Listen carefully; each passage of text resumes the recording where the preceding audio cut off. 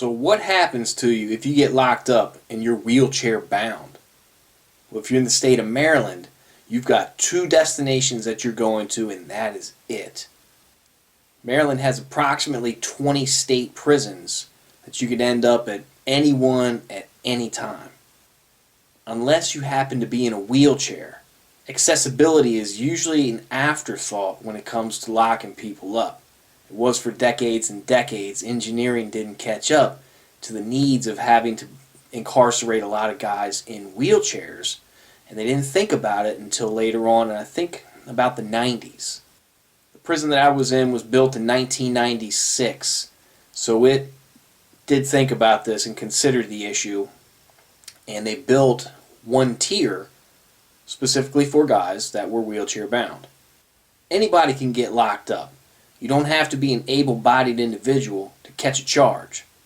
These guys that were in wheelchairs, there was really no discrimination when the judge slapped that gavel down and said, yeah, you got to do your time for breaking law. Being that I was in one of the 2 prisons that was wheelchair accessible, you got to see some pretty different things that a lot of the other 18 prisons didn't get to see. For one, you had to figure out where to put these guys, what tier they would go on, how it was going to work out. Obviously, they can't be on the top tier, so it has to be total ground floor for these dudes. There's no wheelchair lifts, there's no ramps for them to go up. You pretty much have to keep them on a flat surface all the time. The wheelchair tier in my prison happened to be in my housing unit. What this meant was that their cell doors had to be clear of obstruction. They had to be able to wheel into the cell and have enough room to fit. So their particular cells were set up in a way that was different from most of the rest of us in general population. You had to be able to wheel around your sink and your toilet, and in the traditional cells, the way that it was laid out, you would have been banging into that or into the bunk. So it was set up in a different manner, and they were all single cells. The rest of us had the double cell. Unless you were on some kind of extreme segregation, you had a cell buddy. Now the layout of each tier meant that there was 24 cells on the bottom and 24 cells on the top. Each one for the wheelchair guys had to be single cell, so you only had room for 24 guys. I was never on the top floor of the wheelchair tier, but I had some friends that were over there, and in the summertime they would complain about how bad it would stink. A lot of these dudes were rocking diapers. My prison being unique in the fact that we had these cats in there, that meant that there was a special job detail provided just to push wheelchair guys around. A guy that I used to work out with, who was actually wrongly convicted, later exonerated, he claimed his innocence the whole time. He pushed wheelchairs. That was his job. They would call him out, and they would just say his name, such and such, we need you to go over here and push this guy up to medical. One of the perks of his job was that he was able to get gloves, because he'd throw those gloves on. You're just not going to touch one of these nasty wheelchairs. You don't know how sticky and gross they are on the handles if they don't give you some gloves. So he would get jersey gloves or some, gardener's gloves, and it was pretty cool because that was helpful in the weight pit in the wintertime. Your hands would freeze if you didn't have something you could makeshift together, have some kind of homemade glove. But I worked maintenance, so I didn't have that problem. I always had enough gloves for me and a couple of the guys who I messed with. Pretty much all of the wheelchairs were human-powered. They weren't motorized in any way. I think there might have been maybe 2 or 3, if that, because they were in such bad condition, these guys that were locked up, that they couldn't wheel themselves. And, they were just pretty bad off. One thing about prison is it's its completely own environment. If you're on the streets, you're uptown walking around and you see people in a wheelchair, you usually kind of feel a little bad for them. You're like, oh man, let me hold the door for this guy. If he's in the shopping aisle with you, you'll move your cart over a little bit extra. You try to show him a little bit of courtesy. It's not like that in the joint. These guys are in there for breaking law. And some of them are in there for doing some pretty nasty things to children. Once the boys figure out that you're a finger diddler, they're going to come after you one way, shape, or form. Doesn't matter if you're in a wheelchair or not. They actually prefer it because then you can't really fight back as much.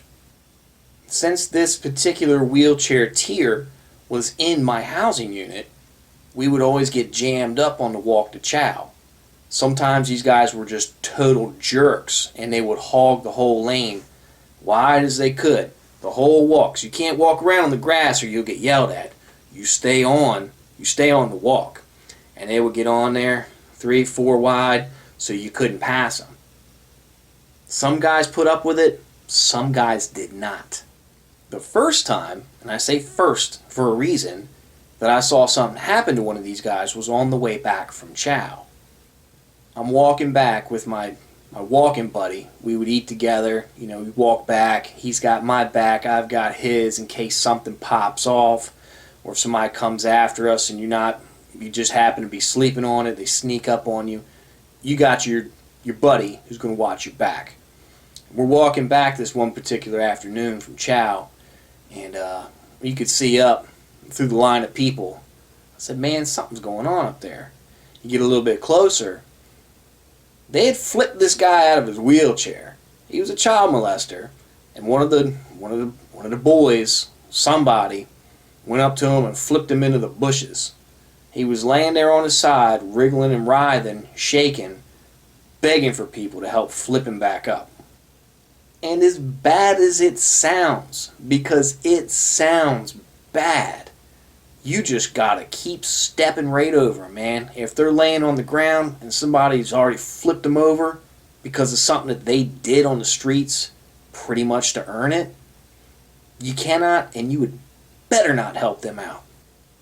If you were to help out one of these guys that's already been tossed over and is laying in the side of the bushes begging for help, you're essentially undoing someone else's work that they took a risk to go out and perpetrate. In prison, you don't want to ruin another man's vendetta or his revenge, because then they're going to come at you probably a little bit harder. So as bad as it seems, you just got to step right over these guys, keep on walking. And that's not just the wheelchair guys either. If there's someone that's been stabbed and they're on the side of the ground begging for help, unless they're your homie, unless they're in your set, unless you got their back in that kind of way, it's kind of hard to do at first, but you just got to keep on trucking. Just walk right over them. Step over them, keep on going. Get to where you're going, mind your business. On the streets, I'm a good Samaritan.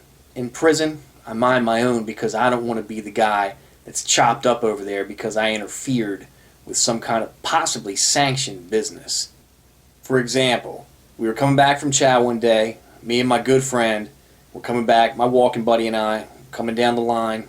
It was a Friday night, and we knew it was the night I make my hookup. I make my little meal every week.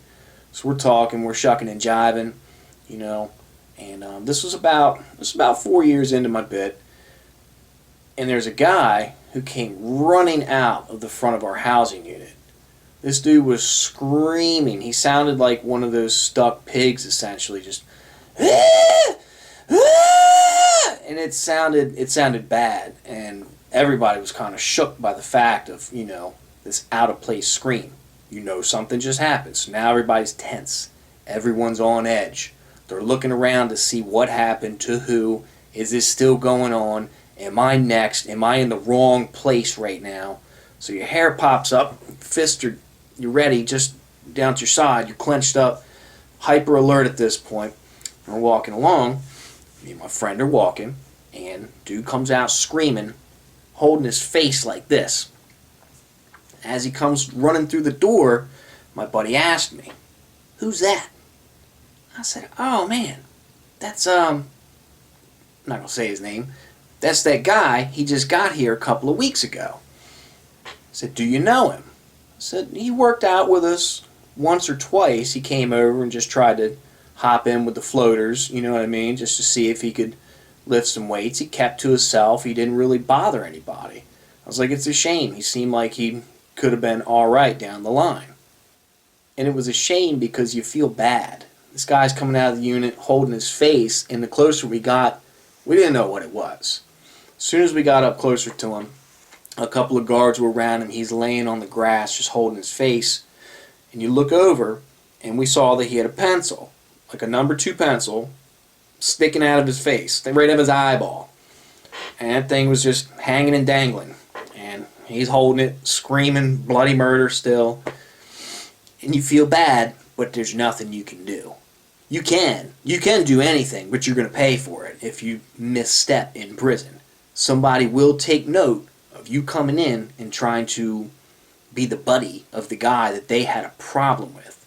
Now you're lumped in to that situation just because you tried to have what on the streets would be characterized as a good heart.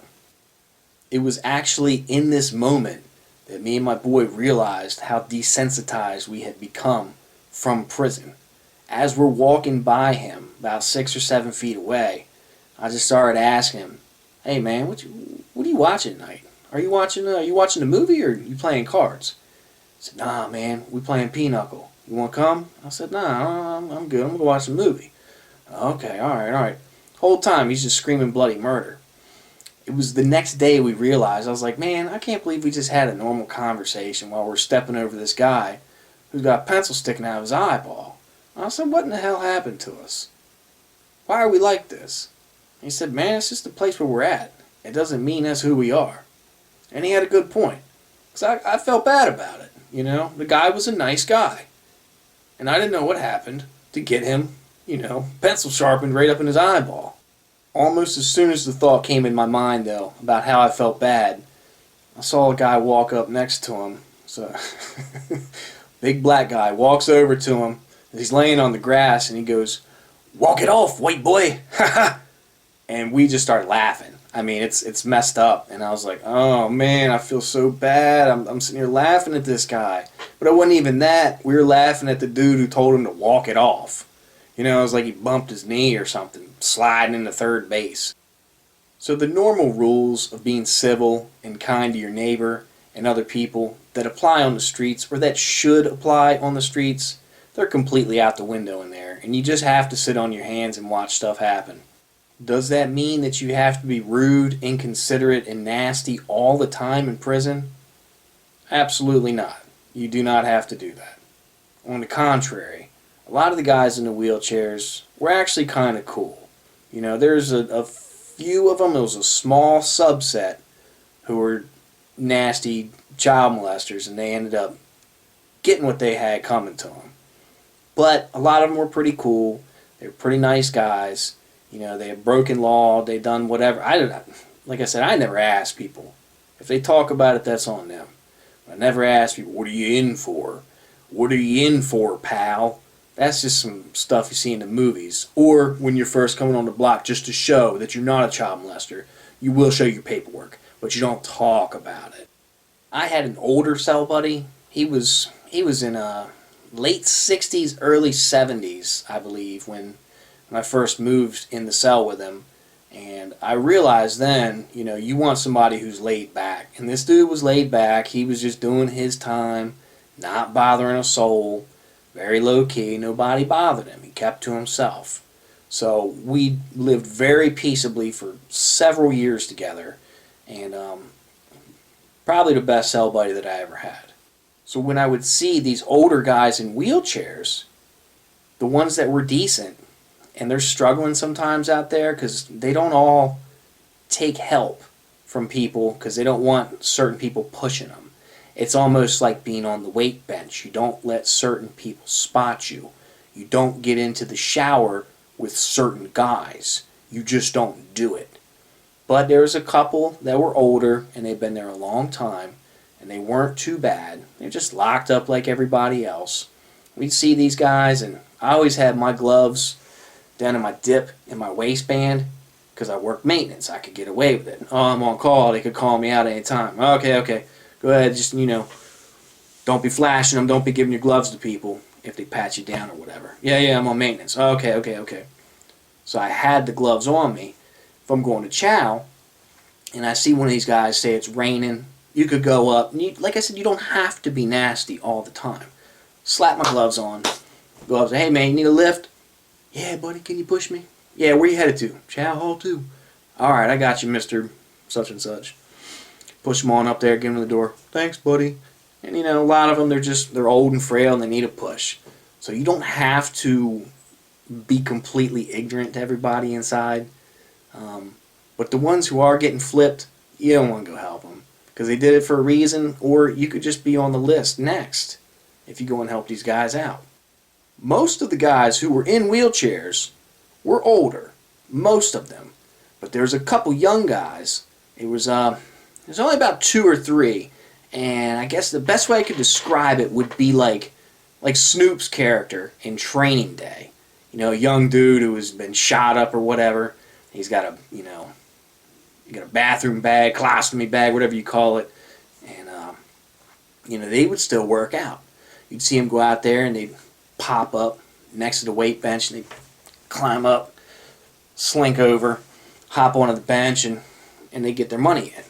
Which, respect to them, you know what I mean? Doesn't mean you have to look at it as a complete setback. If you have the opportunity to work out and you're already confined to a wheelchair and now you're confined to a prison, you're trying to do something to keep yourself busy and get out of that place.